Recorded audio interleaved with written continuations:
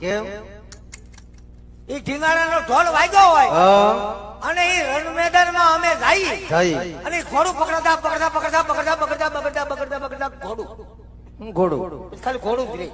તમે અમે બધા લડાઈ કરતા પ્રધાનજી હા બાપુ છેલ્લે ધીંગાણું થયું એની વાત કરો ઘોડદાદાને જાઓ.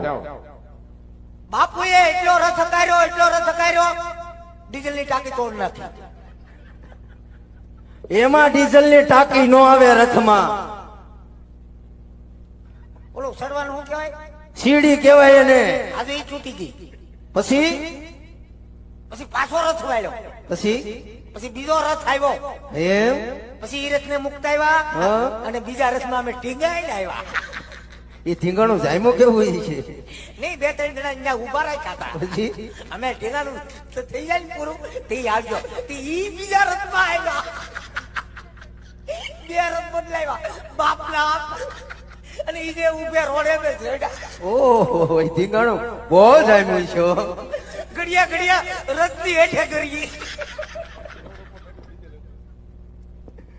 રથ હારો રખાય હારો. ધીંગાણામાં જવું હોય ને તો રથ નવો લઈ જવાય. ટીંગાણી કીધું એક ના 2 હાથ કાપી નાખ્યા, એમ પછી 2 પગ કાપી નાખ્યા હા. અને પછી કીડેથી નોખો કરી નાખ્યો. જેમ તેમ થોડું ઢીંગાણું કર્યું અમે વાત તમે કરો.